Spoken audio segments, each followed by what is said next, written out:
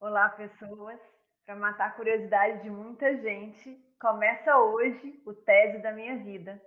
É um projeto que eu vou entrevistar pessoas que já fizeram mestrado, doutorado ou que ainda estão fazendo a pós-graduação. O meu objetivo é conhecer um pouco de como essas pessoas lidam ou lidaram com esse processo. Mas para falar mais detalhadamente, explicar um pouquinho, eu vou ser a primeira a ser entrevistada nesse projeto. E eu convidei o doutorando de Ciência Política da UFMG, Pedro Barbabella, para conversar comigo hoje. Pedro, é com você. Ei, Viviane, é um Oi. prazer estar aqui. Fico muito feliz de estar podendo entrevistar você e estar nessa conversa com você. É uma grande inspiração para muitas pessoas, inclusive para mim. Muito obrigado pelo esse convite. Bom, acho que antes da gente começar mesmo a nossa conversa, é importante que eu te apresente, né? Viviane Gonçalves é bacharel em comunicação social, com habilitação em jornalismo pela PUC Minas. Ela é mestre em comunicação social também pela PUC, é doutora em ciência política pelo UNB e pós-doutora em ciência política pelo FMG.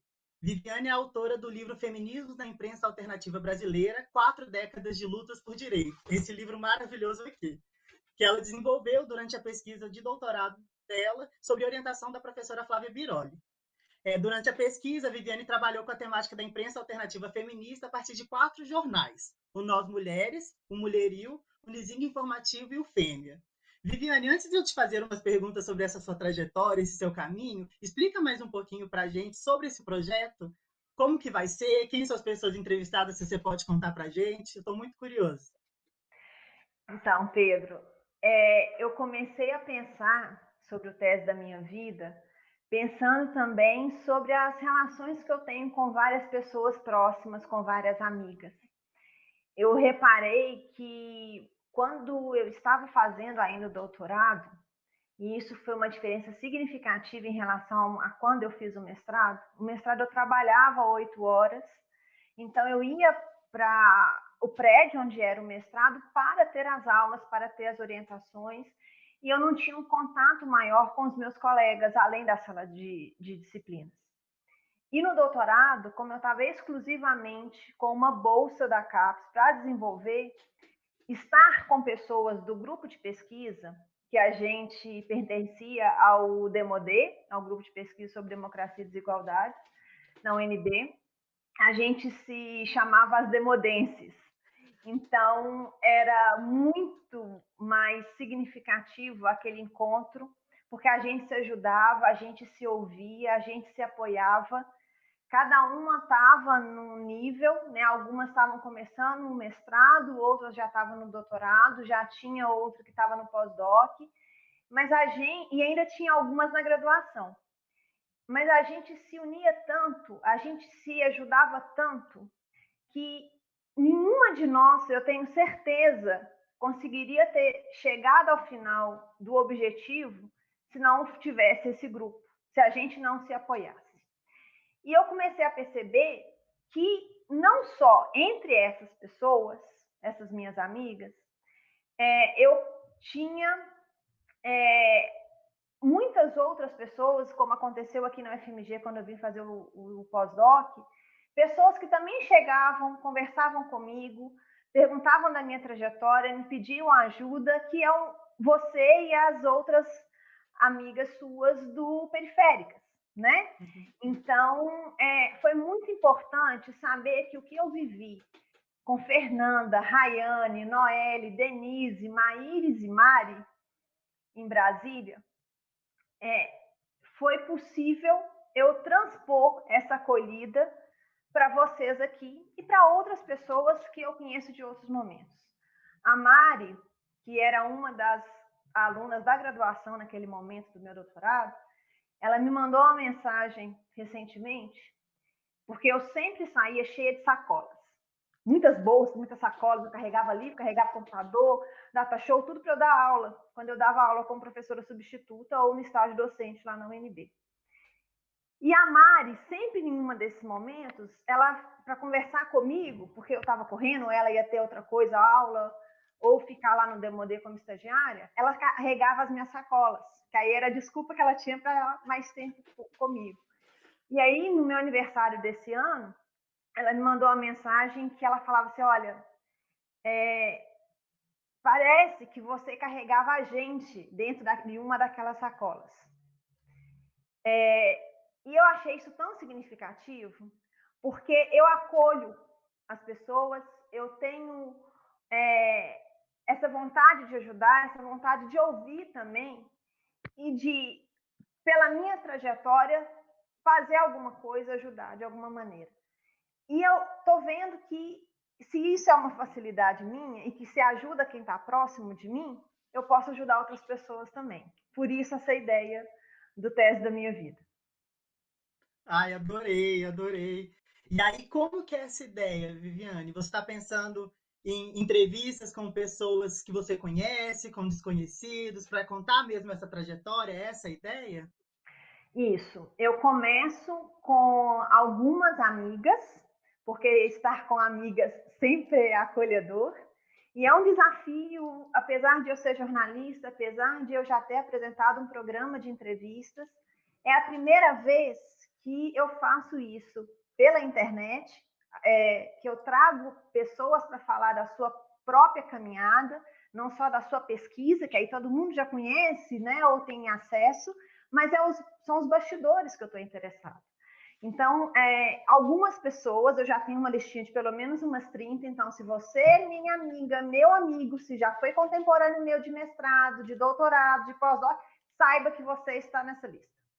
E vai ser convidado, e eu espero que aceite, porque é uma maneira de as pessoas também saberem. Eu não quero fechar só nas ciências humanas, principalmente na comunicação, na ciência política, que são as minhas duas áreas. Mas eu quero abrir, né? Tem muita gente da biologia, da farmácia, da economia, da história, seja de qual área for. Né? O meu interesse aqui e a proposta do tese da minha vida é ouvir a sua caminhada, ouvir a sua trajetória. É claro que a gente vai falar também desse produto final, a tese ou a dissertação, mas eu quero saber, assim, o que acontece com a pessoa quando dá o branco.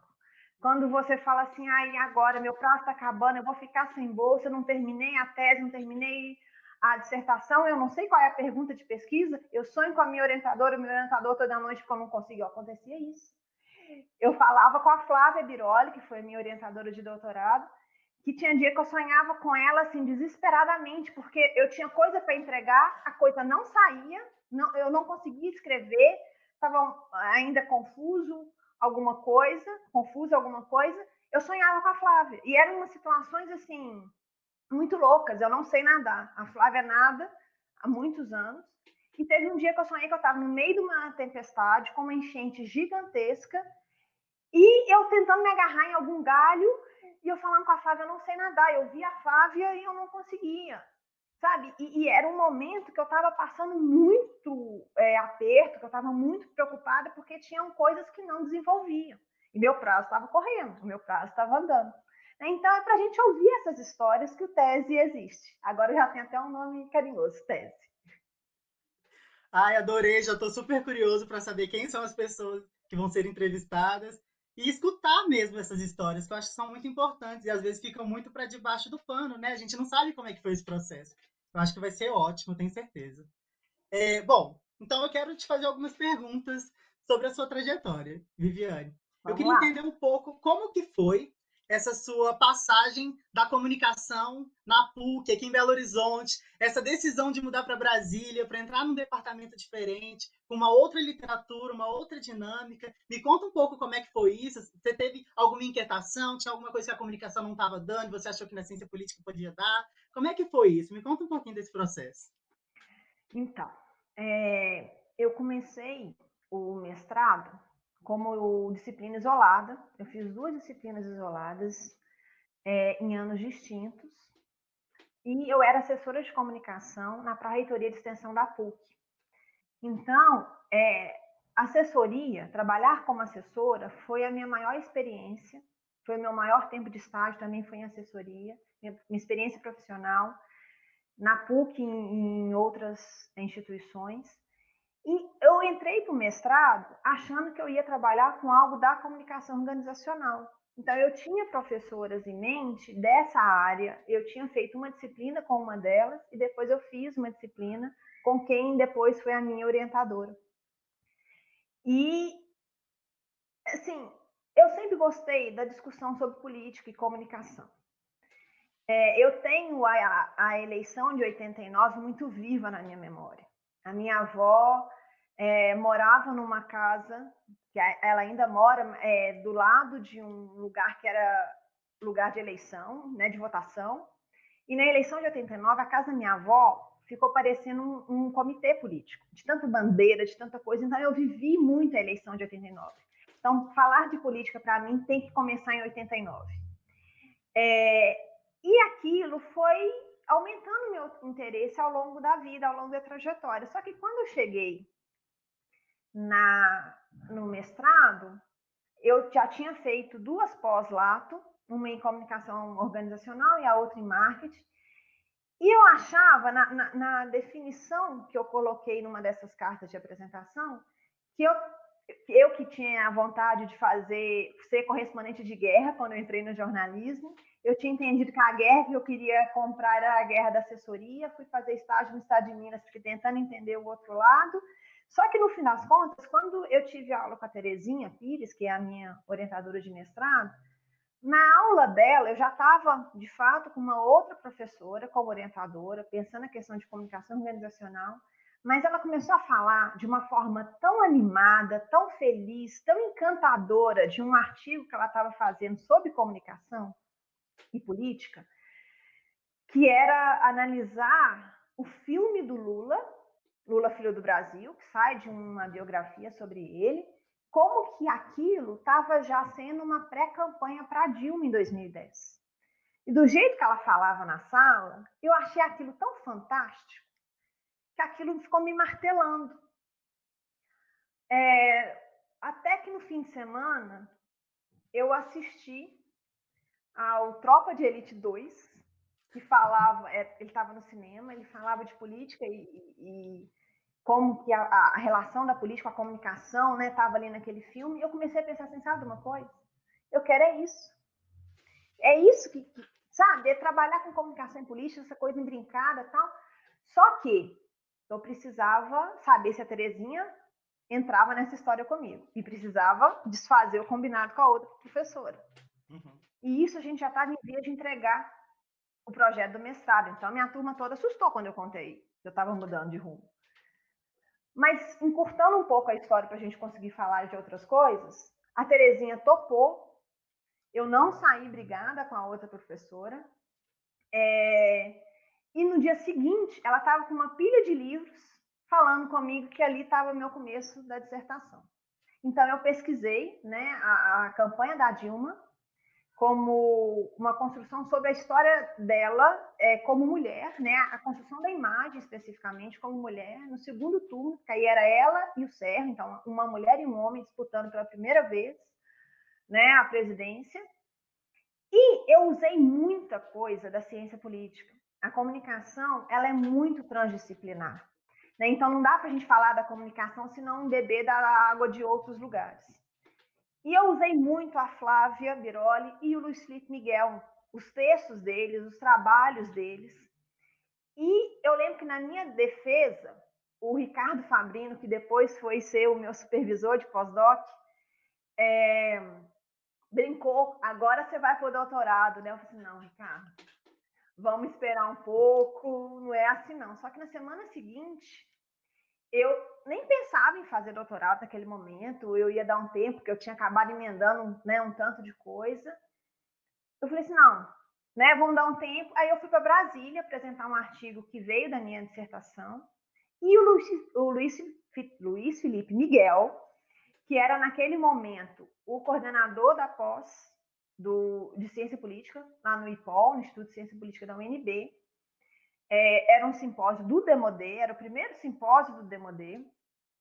Ele conversou comigo e falou assim, por que você não vem para Brasília? Eu falei assim, olha, ligada, fico super lisonjeada, você é o que tem mais citação nas minhas referências, então é uma honra receber esse convite, mas eu moro em Belo Horizonte, eu tô recém-casada, eu trabalho 8 horas. E aí? Ele disse, parabéns pelo casamento, pela defesa, mas vem para cá. Aí, sim, conversei com meu marido, a gente acertou o que precisava acertar, também cortando um pouquinho da história aqui, e eu fui para Brasília. Eu entendi que naquele momento eu precisava ampliar a minha discussão política sobre a questão da mulher. Então, a minha dissertação ela ainda é passo pequeno nessa discussão. Hoje eu vejo isso. E eu queria aprofundar. O meu projeto é outra coisa, a gente pode conversar sobre isso. O que foi a minha tese, o que foi o meu projeto de entrada, não tem nada a ver, além de ser mulheres, o tema que eu queria pesquisar como sujeitos políticos. O restante mudou tudo. Conta pra gente essa mudança. Eu estou muito curioso. Você entrou com o quê? Como é que foi esse processo? E como você chegou nessa ideia dessa imprensa alternativa feminista? Porque eu achei muito rico. Conta pra gente esse trajeto, essa mudança do tema. Como que foi isso? Então, eu estava ainda muito com aquilo de falar sobre a política institucional, né? Era o que vinha de ressaca da minha dissertação. Uhum. E então eu fiz um projeto que a Terezinha me ajudou com leituras, ela reviu meu projeto antes de enviar para a seleção. Eu estava focando, naquele momento a gente tinha várias mulheres na presidência na América Latina, e o meu projeto de entrada era sobre Dilma e Cristina Kirchner, como que mulheres na presidência alteravam a política no executivo. Esse era o projeto. Essa era a pergunta, o que eu queria investigar. Eu entrei, fiquei bem colocada, só que assim, na hora que eu tive que conversar com a Flávia e o Luiz Felipe, porque desde da entrevista do processo seletivo, eu falei que era com eles que eu tinha afinidade, era com eles que eu queria trabalhar, porque eu já tinha afinidade com o trabalho dos dois. E aí, Luiz Felipe e Flávia, na reunião com todas as outras pessoas que também poderiam ser orientadas por eles, nos disseram assim: então, nós podemos orientar qualquer uma de vocês. Quem escolhe é cada uma. Aquilo também foi um susto. Né? No mestrado, foi uma determinação que veio para a gente. Você vai ser orientada por professora fulana, você vai ser orientada por professora ciclana e tal. Então, como que naquele momento eu ia escolher entre Flávia Biroli e Luiz Felipe Miguel? Mas eles foram super tranquilos de falar isso com a gente, né? A gente era umas 5, 6 pessoas que poderiam ser orientadas por eles, e eu decidi pela Flávia. O Luiz Felipe me acompanhou o caminho todo durante o doutorado, né, como um dos professores do grupo de pesquisa. Ele foi da minha qualificação, ele foi da minha defesa final, e foi muito importante ter ele também junto nesse processo.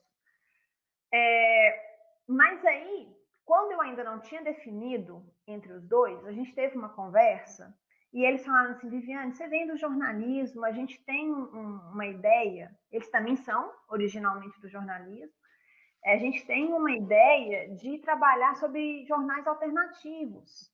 A gente conhece o Mulherinho, é um dos primeiros jornais da década de 80. Você conhece? Eu não conhecia nenhum. Porque o Luiz Felipe, eu leio as palavras do Luiz Felipe: Viviane, seu projeto, assim, não tem o que a gente fazer. Porque não é só quem está na presidência que governa. Então não dá para a gente achar, porque tem uma mulher, que vai ter uma diferença muito grande. Então vamos pensar em outra coisa. E aí, quando eles falaram de jornais, que era uma coisa diferente, que eu ia buscar em arquivo, que eu ia ler material, eu achei aquilo interessante. Então o Mulherio foi o primeiro que chegou, justamente por isso, porque era o que eles me apresentaram. E aí, nesse início de caminho, eu decidi pela Flávia como orientadora e a gente foi afunilando como que a coisa ia caminhar. E aí foram chegando os jornais. A princípio eu ia trabalhar sobre família, a temática de família nos jornais, mas primeiro chegou o Mulherio, Depois veio o Fêmea, porque o Cefêmea é com sede em Brasília, então estava perto. Eu cheguei aí lá no arquivo. Eu lembro que eu tinha a maioria dos jornais do Cefêmea estava já digitalizado, porque era no momento que isso era possível. Mas outros, no início dos anos 90, não. Eles tinham só como se fosse um Word, a maioria deles, e outros não. Outros não estavam. Então eu fui para o Cefêmea, fui nos arquivos, saí lá com meus dedos todos sujos, porque era aquela tinta bem preta, antiga, né, daquelas impressões. E foi super legal, assim, que eu lembro que teve uma... Eu já estava fazendo o levantamento, e aí tinha uma jornalista que estava preparando a edição seguinte. Aí ela queria saber quantos jornais especiais do CFM já tinham saído, porque ela precisava colocar um número, ela não tinha isso de cabeça. Eu lembro que na época eu lembrava direitinho, hoje eu não vou lembrar isso, não. Mas eu estava tão, assim, inteirada da coisa, tão feliz de estar mexendo com aqueles jornais, eu não sei, porque o primeiro foi no mês tal, do ano tal, eu falei tudo. E aí, foi o Cefêmea, depois veio o Nós Mulheres, que aí eu também... É algo que a gente encontra no meio do caminho, porque o Mulherio estava já disponível na Fundação Carlos Chagas, na internet, no site da Fundação. O Fêmea estava lá pertinho, em Brasília mesmo. O Nós Mulheres, eu sabia que ele existia, mas ele não estava digitalizado. E eu tive, assim, eu tenho uma gratidão enorme pelo pessoal da Fundação Carlos Chagas, porque eles, a diretora, as bibliotecárias, abraçaram o meu projeto e digitalizaram o Nós Mulheres. Elas me mandaram em FTP ainda, para depois elas jogarem disponibilizado para todo mundo. Elas quiseram garantir que eu ia ter o material, eu não precisei nem ir a São Paulo, porque a proposta era eu ir a São Paulo, que fosse fotografar, se não tivesse jeito de eu tirar os jornais lá da Fundação Carlos Chagas, mas elas fizeram isso. Então eu tenho uma gratidão gigantesca por elas. E o último que chegou foi porque eu levei um safanão, mas um safanão assim, muito bem-vindo, porque não foi só a minha tese que esse safanão mudou. Na minha qualificação, a professora Tânia Mara, da Sociologia, e o Luiz Felipe Miguel foram os dois professores que participaram da banca. E a Tânia Mara, uma das coisas que ela falou comigo foi que, tudo bem, eu estava com 3 jornais, né, o Fêmea, o Mulherio, Nós Mulheres, mas cadê um jornal que falasse sobre mulheres negras? Por que que entre aqueles eu não tinha um específico, sendo que o movimento de mulheres negras naqueles anos, né, década de 70, 80, existia, né? A gente tinha um movimento negro unificado ali pulsando e tinha as mulheres negras também com uma força muito grande. Só que nem eu nem Flávia, antes da Tânia Mara dar esse choque na gente, esse sacolejo, a gente tinha atinado para isso, estava indo, normal a pesquisa e tal. Só que no que a gente começou a buscar, eu comecei a ler muito sobre intelectuais negras, autoras negras, principalmente a Lélia Gonzalez. E nessa busca pelo jornal, houve uma busca interna, houve uma reconstrução, na verdade, uma desconstrução, que depois foi uma reconstrução. Eu até uso essas palavras no subtítulo da minha tese. Porque, pela primeira vez, isso foi em 2014, quando foi a minha qualificação, a partir daquele momento das minhas leituras, das minhas reflexões, do meu olhar para dentro, eu comecei a me ver não mais como uma morena, que era o que eu tinha, né, a vida inteira. Eu comecei a me entender, e também o que me ajudou muito foram as discussões no grupo do Demodê, que a gente começou a falar sobre interseccionalidade. Eu comecei a me ver como uma mulher negra. Então, esse sacolejo da Tânia Mara, ele foi importante não só para a minha trajetória de pesquisa da tese, mas para a minha trajetória como Viviane, como pessoa, como uma mulher que durante 30 anos se entendeu como morena, passou por pedaços de preconceito, de discriminação, sem entender o porquê daquilo. depois que eu consegui fazer essa desconstrução, reconstrução na minha vida, eu comecei a entender, inclusive, fatos que aconteceram comigo antes, que era, sim, uma questão racial, era um preconceito, tinha racismo, e que as outras pessoas me viam como negra. E por isso faziam, e eu não entendia o que estava acontecendo. Então, e aí chegou o Nizinga. A Flávia recebeu, sei lá de quem, ela também não lembra, perguntaram isso para ela na minha banca, mas chegou o Nizinga 4. Então eu sabia que existia 1, 2 e 3, porque se tinha 4, né, então a gente já tinha uma sequência. Então conseguia bater, né, na mesma formatação dos outros, para a gente conseguir fazer uma conversa. Só que aí eu tinha 4 jornais, e o que eu vou fazer com eles? Nossa, eu fico muito mexido, sabe, com essa sua história, porque é uma voz, é uma história muito potente. E como que os nossos objetos de pesquisa, nossos interlocutores e interlocutoras afetam a nossa formação acadêmica, mas muito mais pessoal, né, Viviane? Eu acho que você deixa muito claro isso. No seu livro. Desculpa. Não, Pode? pode ir. Não, no seu livro, quando você trabalha, por exemplo, com a questão da onda do feminismo, você traz essas autoras negras para dialogar numa literatura que é muito branca. E aí eu vejo que em cada parte houve um olhar, sabe, sobre raça, e houve um cuidado que eu falo, gente, isso foi importante para essa pessoa que escreveu, sabe? E vai ser importante para pessoas futuras que vão estar lendo esse trabalho. E aí, escutando essa sua história, eu falo, meu Deus.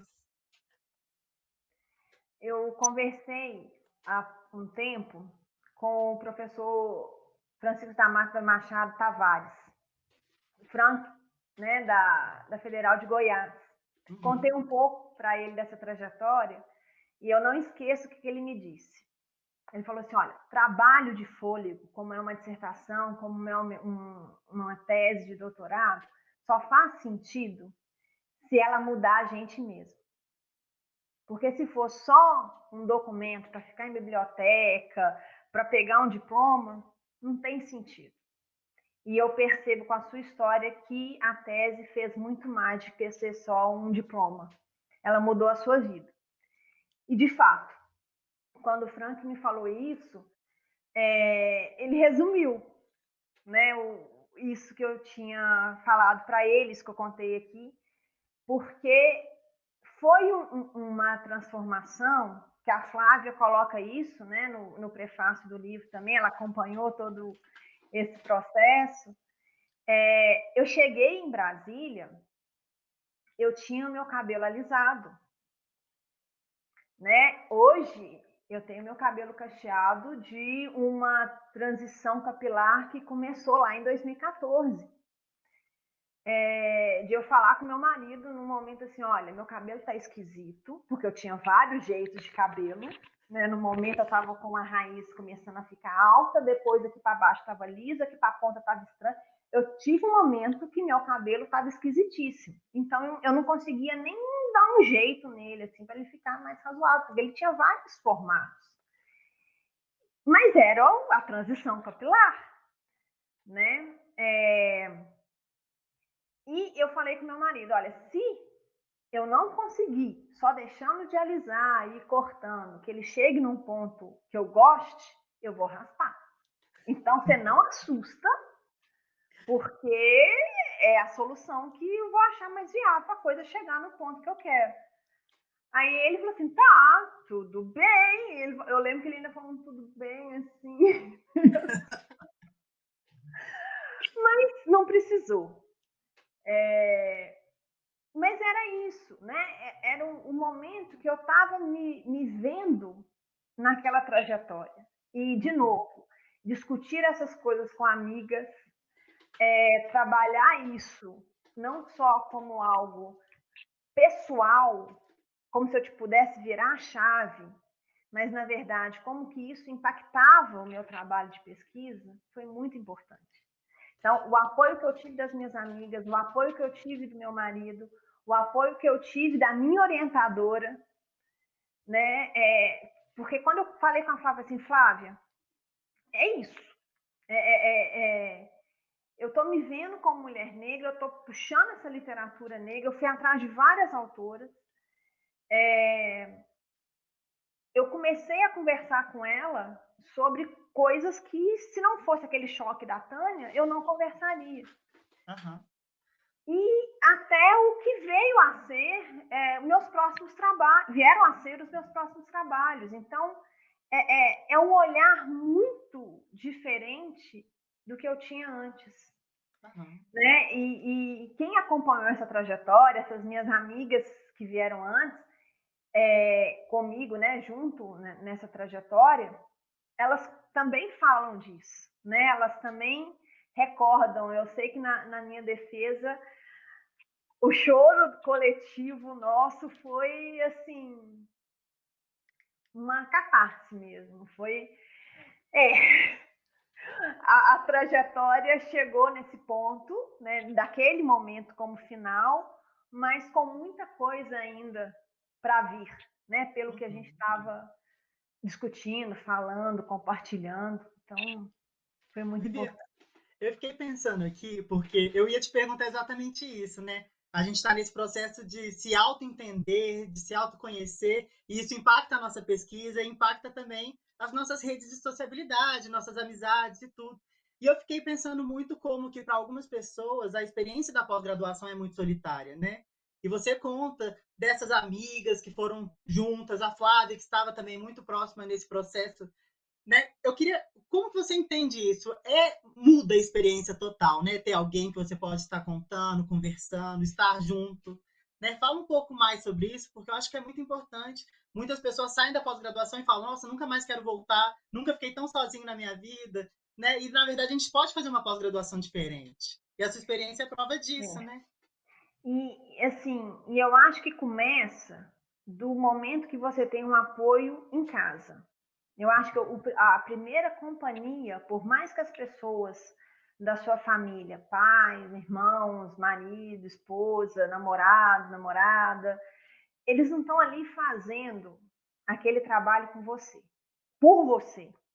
Mas é com eles que você vai ter que falar assim, então, não vai dar para a gente sair hoje, se encontrar, ter aquele almoço ou jantar junto, porque eu estou fazendo a tese, eu estou fazendo a dissertação. Eu mudei de cidade, né? Não foi a primeira vez que eu saí do estado, eu já tinha saído antes. Eu saí da minha cidade natal com 17 anos.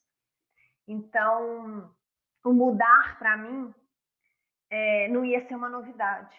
Mas eu estava recém-casada, né? Eu estava com o meu apartamento montado, ele estava do jeito que a gente queria, quando eu falo com meu marido, ainda por telefone, porque eu ainda estava naquele evento do Demodé em Brasília. Então, acabei de receber um convite para ir para Brasília. E aí? Então, assim, eu tive que ter o apoio dele, eu tive que contar que ele ia comprar essa ideia junto comigo, né? E ele comprou. E ele foi junto. Pelo contrário, até chegou antes. Ele chegou antes, ele mudou de emprego, ele chegou antes, eu fiquei aqui em Belo Horizonte terminando as coisas. E meus pais e a minha irmã, de longe, eles me apoiaram muito também.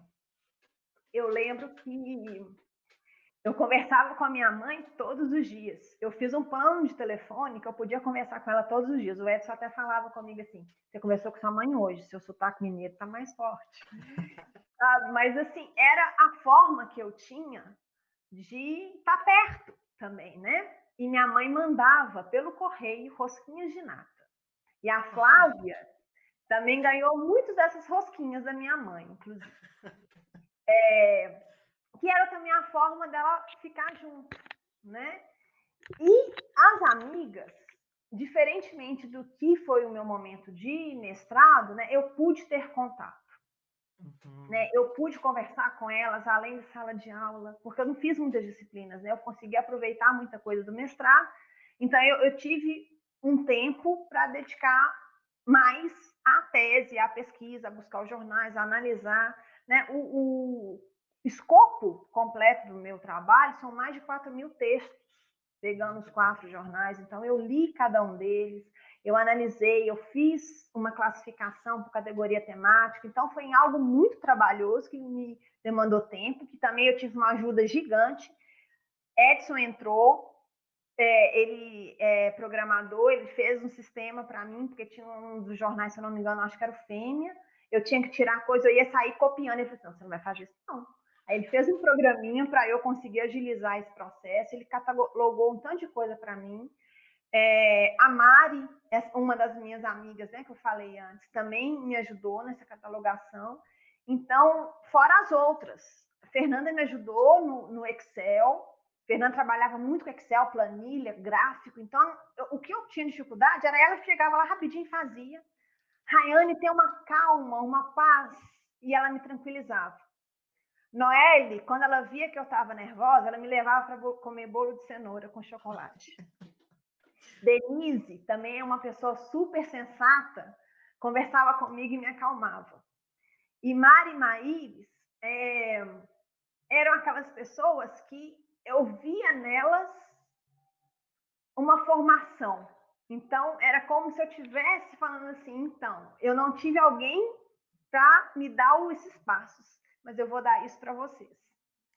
Então, era muito importante ver nelas, ainda na graduação, interessadas em pesquisas, fazendo iniciação científica, e que eu podia falar com elas, vem, te dou a mão e a gente vai junto.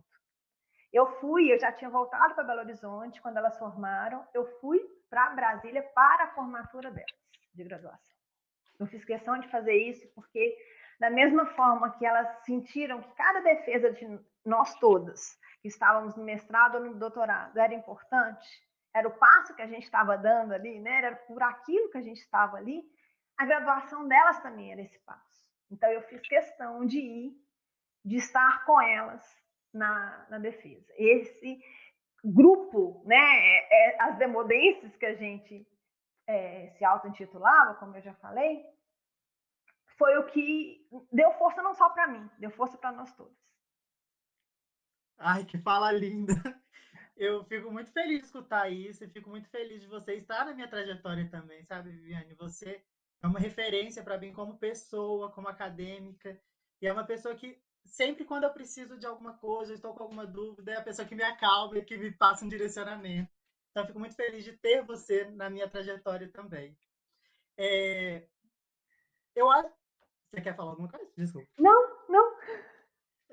Bom, eu acho que a gente precisa já ir caminhando para o final da nossa conversa. Eu amei muito estar aqui, amei conhecer você mais ainda, mas eu queria te perguntar, se você tivesse que descrever essa sua história, essa sua trajetória, essa mudança para Brasília, tudo isso em uma palavra, como que você conseguiria descrever? Qual que seria essa palavra? Reconstrução. Essa palavra não é à toa que ela está no subtítulo do título da minha tese, né?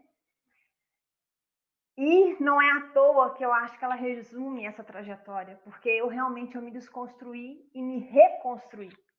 E é nessa reconstrução que eu me encontro agora, que eu me vejo como ser no mundo, que eu me vejo como uma pesquisadora feminista, negra, contemporânea, que dialoga na comunicação social e na ciência política, que faz essa trajetória sem focar em uma coisa só, né? Eu sou múltipla e sou multifacetada, e é isso, né? E me reconstruir é todo dia, né? No momento que eu não falo que eu não tenho receios, que eu não tenho medos, né? A mão sua, quem me conhece sabe que quando eu tô nervosa, a mão sua, ainda lembrando a época de adolescência que minhas provas ficavam até meio fondinhas, assim, de tão molhada na hora que eu estava escrevendo, fazendo as provas.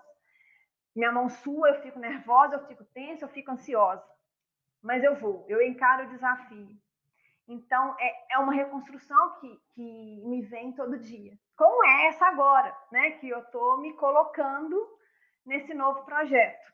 Então, é uma reconstrução também. Eu acho que é a palavra, reconstrução. Ai, que coisa linda! Bom, eu acho que a gente chega então no final, né? Eu queria agradecer muito pelo esse convite para a gente ter essa conversa. Fico muito contente de verdade, do fundo do meu coração. Muito obrigado. E eu acho que agora você vai querer falar alguma coisa, né, no final. Pedro, primeiro eu te agradecer. É o primeiro tese da minha vida. É muito importante. O convite foi porque você também é uma pessoa super especial para mim, super querido. Eu fico super honrada desse carinho, de poder ouvir essas palavras suas também. E para as pessoas que nos assistiram, eu queria deixar aqui o convite para continuar assistindo o nosso Tese da Minha Vida. A gente vai ter um episódio novo a cada semana, com pessoas que vão falar das suas trajetórias. Então, por favor, se você conhece alguém, se você é alguém que se enquadra nesse perfil do Tese, se ofereça, se auto-indique ou indique amigos, amigas, conhecidos, pessoas que foram colegas, porque é isso, o Tese vai ser feito por essas pessoas, nessas conversas, e vai ser super importante ter o apoio de vocês, contar com vocês, compartilhando os vídeos, assistindo. Então, se inscrevam no canal, clique no sininho para cada atualização com vídeo novo você ser notificado, notificada.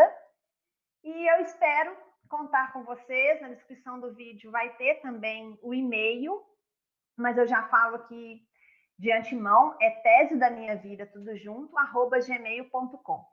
Então, se vocês quiserem conversar comigo, se vocês quiserem indicar pessoas para entrevista, mas aí, por favor, me manda o nome, me manda um contato, ou pelo menos o nome da tese ou dissertação, para eu conseguir localizar. E vai ser um prazer estar com vocês nessa mais uma trajetória nova. Muito obrigada. É uma alegria poder começar mais esse projeto. E até o próximo Tese da Minha Vida. Tchau. E muito obrigada, Pedro. De nada. Muito obrigado.